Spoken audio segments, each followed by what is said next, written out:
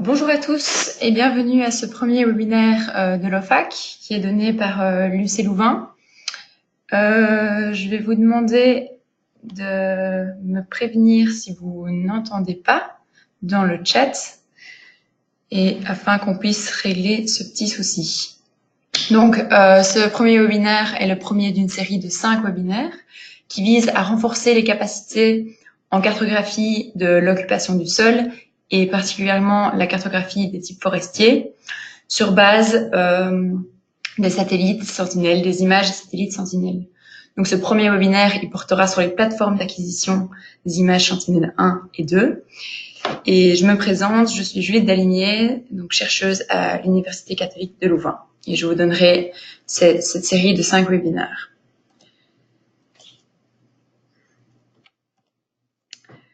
Alors, afin de m'assurer que tout est en ordre pour le webinaire, j'aimerais bien que toutes les personnes qui souhaitent avoir la présentation par la suite et être tenues au courant des nouvelles concernant les webinaires puissent mettre leur adresse email dans le chat.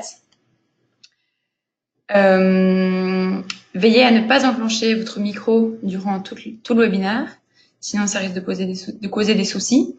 Et alors, si vous avez des problèmes de son, donc là, du coup, vous ne m'entendriez pas, mais il faut aller dans Paramètres, en dessous du chat, cliquer sur Haut-parleur et choisir le bon canal, soit casque audio, soit ordinateur, je ne sais pas ce qui vous est proposé.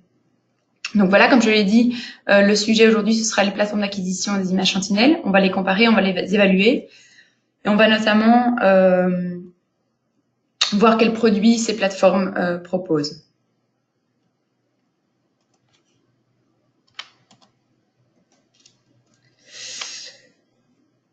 Donc tout d'abord, je vais vous présenter l'objectif et les démarches de l'OFAC dans la réalisation de ces webinaires. Quel est le but et pourquoi ces webinaires sont mis en place. Et ensuite, on parcourra les deux types de satellites, donc les satellites Sentinelle 2 et les satellites Sentinelle 1, ainsi que leur pré-traitement et la manière d'afficher les données en fonction du sujet étudié. Nous irons ensuite dans le vif du sujet, donc sur les plateformes d'acquisition qui permettent d'acquérir ces images Sentinelle. On aura ensuite une petite session de questions-réponses et je vous présenterai les prochains événements. Donc l'Observatoire des forêts d'Afrique centrale, comme vous le savez tous, c'est la cellule technique et scientifique de la Comifac. Donc l'objectif premier, c'est d'assurer une disponibilité permanente dans les informations sur les forêts. Donc cela se fait notamment par le site web qui est renseigné ici sur la slide.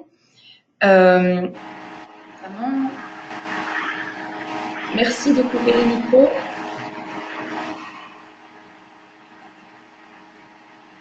Merci de couper les micros.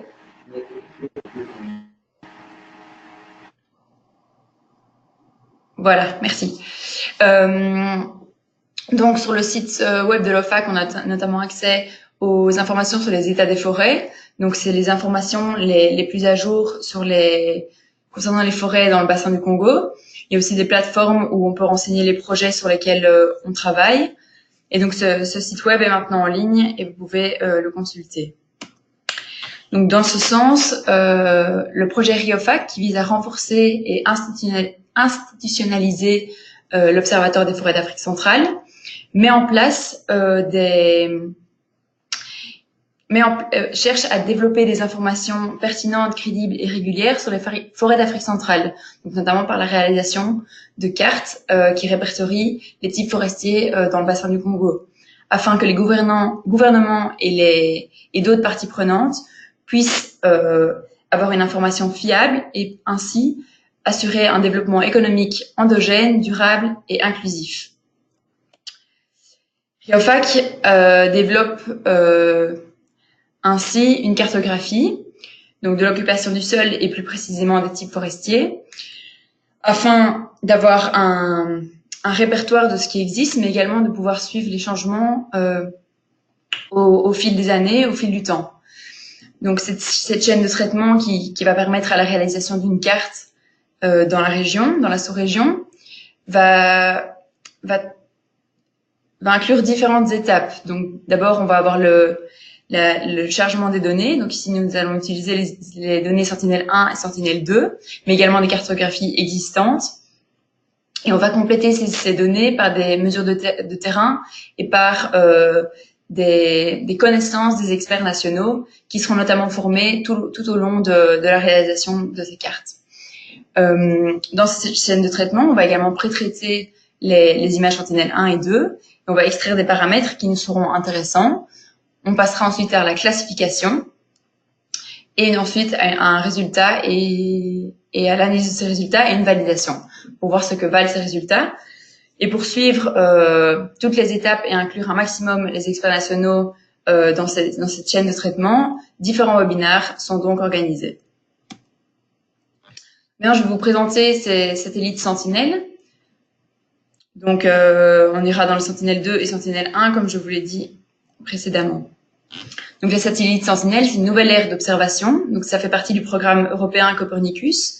Et il y a déjà 3 types de satellites qui sont lancés et dont les lancements sont réussis. Il y a le Sentinel-1, les satellites Sentinel-2 et les satellites Sentinel-3. Ces satellites sont donc déjà opérationnels. Les données sont prévues sur de long terme et il est prévu de lancer de nouveaux satellites au cours du temps afin d'assurer une continuité dans les données. Et c'est pour ça qu'il y a une redondance dans les satellites pour assurer un fonctionnement continu. Et ces données sont gratuites et libres d'accès. Donc Sentinel-2, c'est un satellite multispectral optique qui permet donc l'acquisition en 13 bandes différentes à une résolution spatiale de 10 mètres avec une acquisition systématique au-dessus des terres et des zones côtières. Il est prévu que ces satellites aient une durée qui pourrait aller entre 7 ans et 12 ans. Donc ces satellites sont d'abord, les images sortant de ces satellites sont initialement brutes, donc elles sont de niveau 0 et elles peuvent être pré-traitées pour atteindre jusqu'au niveau 3, c'est-à-dire des variables thématiques interprétables comme une carte. Sur les plateformes d'acquisition des images Sentinel-2, vous aurez 2 types de produits, des produits qui seront de niveau 1 et des produits de niveau 2. Donc les produits de niveau 1, ce seront des images orthorectifiées qui auront une calibration radiométrique, mais qui auront des données au-dessus de l'atmosphère, donc ils ne seront pas corrigés atmosphériquement, contrairement aux images du niveau 2, qui elles seront corrigées atmosphériquement, et donc la donnée ne sera plus, ou en tout cas sera moins perturbée par l'atmosphère. Donc ces étapes de pré-traitement sont assez importantes. Donc comme je vous l'ai dit, il y a 2 niveaux disponibles sur les plateformes. Les images de niveau L1C, de pré-traitement L1C, et les images de pré-traitement L2A. Donc les images L1C, c'est le dernier niveau du niveau 1. On a les niveaux 1A, 1B, 1C. 1A et 1B ne sont pas disponibles au téléchargement et les 1C le sont bien. Et donc ces images L1C, elles sont organisées en tuiles de 100 x 100 km² et projetées dans l'UTM WGS 84. Ce que les images L2A, donc level 2A, ont en plus, c'est qu'elles sont corrigées atmosphériquement, comme je vous l'ai mentionné. Donc ici, on voit une nette différence entre les 2 images. Une fois qu'on a choisi notre zone d'intérêt, qu'on a téléchargé les images, si les bandes ne sont pas dans un même fichier, on crée un stack afin que toutes ces bandes se retrouvent dans un même fichier et qu'on puisse ainsi créer des compositions colorées. Donc il y a par exemple la couleur naturelle qui ici avec Sentinel-2 correspond à la bande 4 dans le canal 1, à la bande 3 dans le canal 2 et à la bande 2 dans le canal 3. Et donc ça donne une image aux couleurs naturelles. On peut faire des compositions colorées différentes, donc de couleurs naturelles comme je viens de vous présenter, mais également une combinaison colorée avec la bande 8, qui est la bande proche infrarouge, ainsi que la bande rouge et la bande verte. Et alors, de cette manière, on va faire ressortir la végétation. Sur la composition colorée avec les bandes 11, 8 et 4, on va pouvoir faire ressortir les plans d'eau. Sur la composition 12, 11, 4, on va pouvoir faire ressortir les zones urbaines. Donc ça, c'est des compositions qui permettent d'appréhender le sujet qu'on étudie. Mais évidemment, on peut recombiner ça de différentes manières afin de visualiser au mieux le sujet étudié. Donc ici, c'est un exemple. On est dans le parc de Bayanga, dans la région de Bayanga, où suite à une certaine composition colorée, ici c'est avec les bandes 5, 7 et 11, ça nous permet de distinguer les différents types de forêts. Donc on va pouvoir voir la forêt dense humide semi-caducifoliée en opposition avec la forêt dense humide sempervirente. Ce qui n'est pas spécialement facile et possible avec des images Sentinelle-2 en couleur naturelle. Donc ça, c'est l'avantage des compositions colorées, et l'existence de nombreuses bandes dans Sentinelle-2 permet de créer ces compositions colorées. Le problème avec Sentinelle-2, c'est le fait que ce soit un satellite optique, et du coup, comme vous savez, en région tropicale, il y a énormément de nuages, et donc ce satellite ne va pas pouvoir traverser la couche nuageuse, et donc ça va donner des images couvertes de nuages. Donc par exemple, depuis janvier 2019, sur la tuile ici montrée par la flèche au Gabon, dans le centre du Gabon, on n'a aucune image Sentinelle-2 qui se retrouve sur nuage. Donc ici, ça va arriver chez vous, je pense, c'est un peu lourd. Mais donc on voit les images depuis janvier jusqu'à avril, jusqu'au 9 avril, mais même les images qui sont sorties récemment, les 2 dernières images de la semaine passée, du 14 et du 19 avril, ont également une couverture nuageuse depuis de 75%. Et donc ça rend l'interprétation difficile, et c'est pourquoi on va se tourner vers Sentinelle-1. Donc Sentinelle-1, c'est un satellite qui permet de voir à travers la couverture nuageuse, car c'est un satellite radar, qui a également une durée de vie qui est prévue de 7 ans et qui pourrait aller jusqu'au maximum 12 ans. Quand les 2 satellites sont fonctionnels, on a une couverture hebdomadaire, c'est-à-dire une couverture tous les 6 jours. Dans le satellite Sentinelle-1, on a principalement 2 polarisations. Donc le Sentinelle-1, il est capable d'envoyer des polarisations linéaires horizontales ou verticales. Et donc c'est soit l'un, soit l'autre. En fonction de la région, on va envoyer des polarisations H ou V. Par contre, l'instrument est capable de recevoir le signal retour sur les 2 canaux, donc sur le canal horizontal et vertical, ce qui permet d'avoir des produits à double polarisation. Donc dans le cas du bassin du Congo, et comme la principale zone terrestre, excepté les zones polaires, on a des images en polarisation VV et VH. Et donc ça nous fait 2 informations à pouvoir interpréter. Le gros problème de Sentinelle-1, c'est que c'est un signal beaucoup moins intuitif, avec beaucoup de bruit, donc qui est beaucoup plus difficile à visualiser, à interpréter, que ce soit par un homme ou par un ordinateur. C'est compliqué à interpréter. Et du coup, il va falloir pré-traiter et filtrer ce bruit. Donc les données, elles sont disponibles en SLC. Les données brutes, c'est un format SLC. Hop, voilà. Oh, pardon.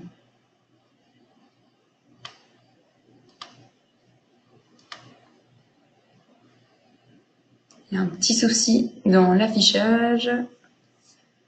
Ça va revenir tout de suite. Voilà. Donc les données brutes sont SLC. Donc on voit sur l'image de gauche qu'on a peu de choses à interpréter. Une fois qu'elle est pré-traitée et filtrée, on a beaucoup plus de distinction entre les éléments. Et encore ici, on n'a qu'une seule polarisation. Donc si on combine les différentes polarisations, si on extrait des caractéristiques intéressantes des polarisations, on va pouvoir avoir de l'information. Donc les 2 données disponibles pour Sentinelle-1 sur les plateformes d'acquisition, c'est les données SLC, les données GRD. Donc les données SLC, c'est des données radar géoréférencées, à l'aide des données d'orbite et d'altitude du satellite, mais elles sont délivrées selon la géométrie de la portée oblique, ce qui cause des problèmes de distorsion. Donc elles ne sont pas projetées au sol, comme le sont les images GRD. Et donc si on utilise les SLC, il faut d'abord pouvoir les projeter au sol afin d'éviter ce problème de distorsion. Donc dans notre processus d'utilisation des images Sentinel-1, ici dans notre centre de recherche, on télécharge les images SLC car avec les images déjà pré-traitées GRD, on a eu quelques problèmes dans les résultats. Donc on fait notre propre chaîne de traitement et ici je vous montre les étapes de cette chaîne de pré-traitement. On applique notamment un filtre contre le speckle, donc contre cet effet de chatoiement, qui permet de faciliter l'interprétation. Et donc on sort des produits GRD qu'on va ensuite co-enregistrer pour créer un stack et appliquer un filtre multitemporel, par exemple. Donc ça pourrait être tout différents types de filtres. Mais nous, on a choisi le filtre multitemporel qui fonctionne pas mal. Et ensuite, une fois ce filtre multitemporel appliqué, on peut extraire différentes caractéristiques comme le minimum, le maximum sur une année, la moyenne sur une année. Et ça permet d'avoir des données intéressantes. Donc ici, voilà un exemple de composition colorée avec des données Sentinel-1. Donc, on est dans la région d'Yagambi, République démocratique du Congo. Donc ici, ça va être la moyenne sur toute l'année dans la polarisation VH, dans le canal 1. La moyenne sur toute l'année dans la polarisation VV pour le canal 2. Et la moyenne du ratio VV-VH sur toute l'année également dans le canal 3. Et donc ici, on peut distinguer, par exemple, différents types de forêts. Donc ici, on va voir que c'est une plantation et que cette plantation va réellement se distinguer des autres forêts. On va également pouvoir voir les forêts ripicoles, les forêts marécageuses. Et donc ça, c'est des informations qui ne sont pas nécessairement faciles à visualiser quand on utilise les images Sentinel-2. Donc en plus du fait que Sentinel-1 permet de combler les nuages, de combler ce problème de nuages persistants dans le bassin du Congo, il permet également d'apporter de l'information supplémentaire. Et donc maintenant que je vous ai présenté les produits disponibles en Sentinel-1, en Sentinel-2, je vais vous montrer les plateformes d'acquisition de ces images Sentinel-1 et 2. Donc la première plateforme que je vais vous présenter, c'est la plateforme Sci-Hub. Donc c'est une plateforme qui est développée par le programme Copernicus et il permet d'avoir accès aux données qui sont créées immédiatement. Donc si une image est acquise le 24 avril, elle va être en ligne à peu près immédiatement. On peut avoir deux niveaux de pré-traitement à la fois pour Sentinel-1 et pour Sentinel-2, donc SLC et GRD pour Sentinel-1 et L1C et L2A pour Sentinel-2. Les inconvénients, c'est qu'on ne peut pas sélectionner une zone d'intérêt qui est différente d'une tuile complète. Donc vous savez que les images Sentinel-2 sont décomposées en tuiles régulières. Et si on veut une zone qui est différente de cette tuile, on est obligé de charger la tuile complète. Donc ça fait un poids de fichier relativement important et donc ça prend du temps au téléchargement. De plus, on ne peut pas sélectionner les bandes, donc ça facilite également, ça allège également l'image lorsqu'on peut choisir une bande préférentielle qui nous intéresse et ne pas charger toutes les bandes qui ne sont pas toujours toutes intéressantes. Par exemple, les bandes qui permettent la correction atmosphérique, c'est des bandes qu'en général l'utilisateur ne souhaiterait ne pas charger. La deuxième plateforme d'acquisition d'images Sentinel 1 et 2, c'est la plateforme EOBrowser. Donc cette plateforme, elle a beaucoup d'avantages. Les données sont également disponibles immédiatement. Il y a deux niveaux de pré-traitement pour Sentinel-2, donc L1C et L2A, alors qu'il n'y a qu'un niveau malheureusement pour Sentinel-1, uniquement le niveau GRD. On peut sélectionner les bandes, donc ça allège vachement le poids de l'image qu'on télécharge. On peut choisir la qualité d'image, donc une résolution plus faible fera un poids d'image moindre. On peut choisir le format, la projection. Et un gros avantage, c'est qu'on peut sélectionner une zone d'intérêt. Donc, on ne doit pas charger la tuile entière, mais on peut charger seulement la zone qui nous intéresse. On peut également télécharger différentes compositions colorées, des indices de végétation, par exemple, donc l'indice NDVI. On peut le charger via cette plateforme directement et ne pas devoir le calculer par soi-même par la suite. Le seul gros souci, c'est que les images, une fois découpées, donc une fois la zone d'intérêt dessinée, montrent quelques effets de bordure. Et donc, sur la zone d'intérêt, il est préférable de faire une zone relativement large pour éviter d'avoir ces effets de bordure qui se retrouvent sur notre zone d'étude. La troisième plateforme d'acquisition d'images Sentinel 1 et 2, c'est la plateforme CodeD. Ces données sont également disponibles immédiatement. Il y a deux niveaux de pré-traitement pour Sentinel 1 et Sentinel 2, donc SLC, GRD, L1C, L2A. Par contre, il n'y a pas de sélection de zone d'intérêt, il n'y a pas de sélection de bande. Donc, les images sont relativement lourdes à télécharger. L'avant-dernière plateforme d'acquisition d'images, mais uniquement de Sentinel 2 dans ce cas-ci, c'est la plateforme du GRC, donc du Joint Research Center, qui permet la sélection de bandes, donc ça allège le poids. On peut également sélectionner une zone d'intérêt. Le gros souci, c'est que les images ne sont disponibles qu'un mois après la date d'acquisition. Et le pré-traitement s'arrête au L1C. Donc, on ne peut pas télécharger des images L2A. Par contre, on peut visualiser, on ne peut pas télécharger, mais on peut visualiser différentes compositions colorées. La dernière plateforme d'acquisition, mais qui concerne uniquement les images Sentinel 1, sont la plateforme Alaska Satellite Facility, qui permet de télécharger les données immédiatement dès qu'elles sont acquises. Il y a deux niveaux de pré-traitement pour Sentinel 1, donc SLC et GRD. Par contre, on ne peut pas sélectionner la zone d'intérêt et on ne peut pas sélectionner les bandes. Donc, de nouveau, ça fait un poids relativement lourd. Donc, maintenant, je vais vous montrer un exemple de plateforme.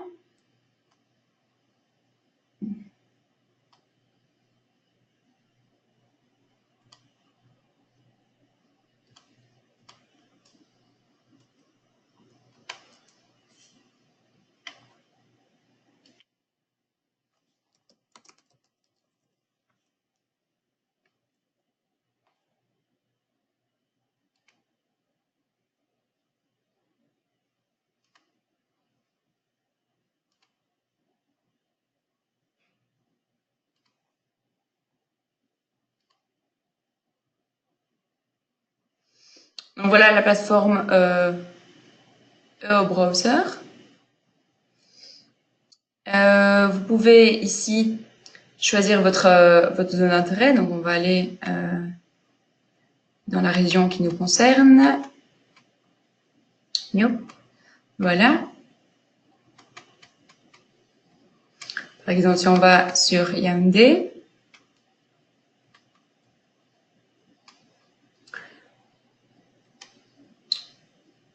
on peut dessiner l'aire d'intérêt. Alors, il faut toujours se loguer au préalable.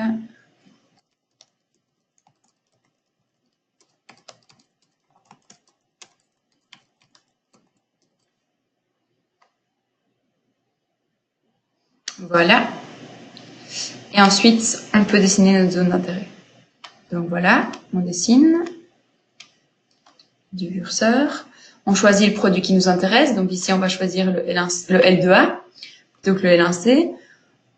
Toujours prendre une date, même si on veut une image sur une période précise, toujours prendre un mois d'intervalle afin de pouvoir comparer les couvertures nuageuses d'une image à une autre et mettre la couverture nuageuse au maximum, car parfois sur la tuile entière, on va considérer qu'elle est très couverte de nuages, par exemple à 80%, mais que sur notre zone d'intérêt, qui est très petite, il n'y a pas de nuages. Donc, le laisser à 100% est la meilleure option.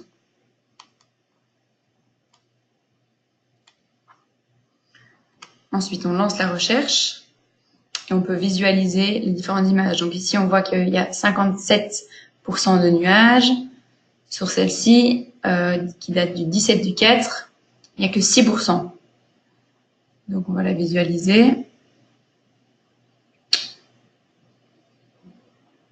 Donc voilà, sur notre zone d'intérêt, il y a relativement peu de nuages, alors que ici, les 6% se référençaient à la tuile en question.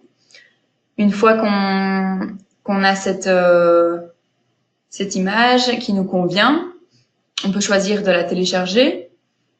Donc on clique ici sur Download Image. On va dans Analytical. Et alors, on met Off pour le logo, sinon il y a un logo du site web qui s'affichera sur vos images.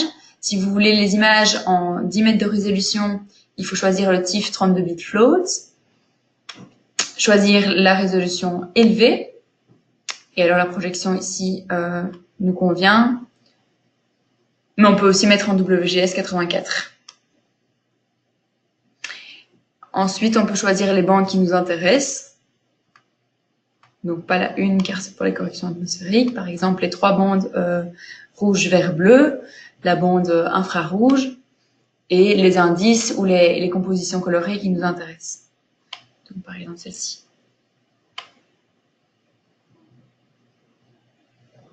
Ensuite, on lance le téléchargement.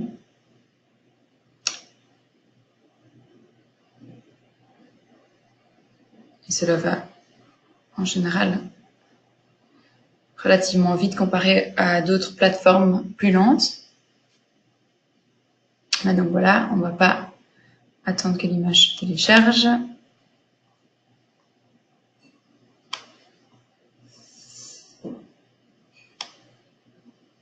Donc voilà pour le site web. Ici, on peut afficher différentes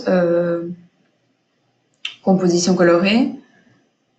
Donc ici, c'est une préclassif qui a été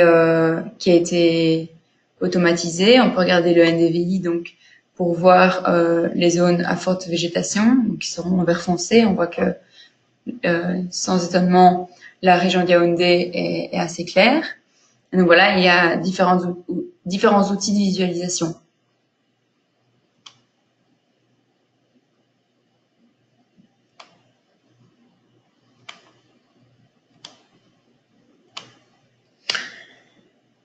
Et donc voilà, cette plateforme que je vous ai présentée, c'est celle qui a le plus d'avantages, qui permet d'alléger un maximum les poids de l'image et donc de limiter le temps de téléchargement, surtout dans des régions où on a des connexions Internet relativement instables.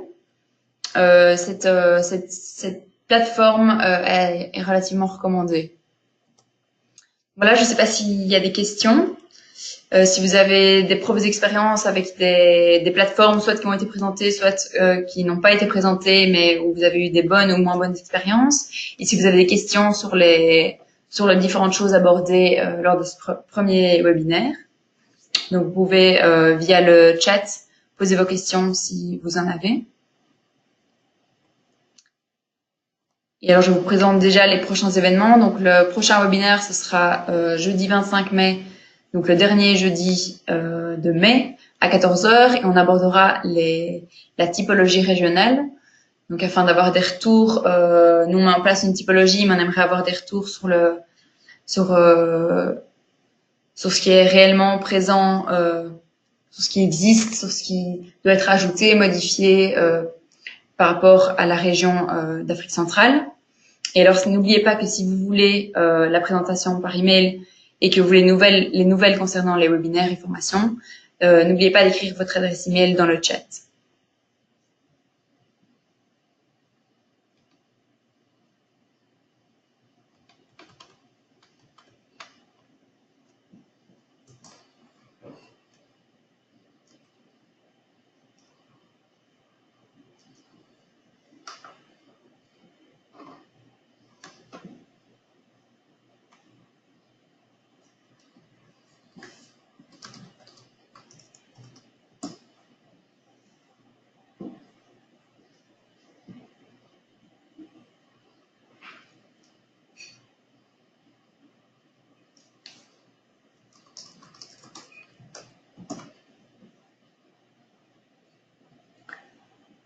Donc, y a-t-il des questions?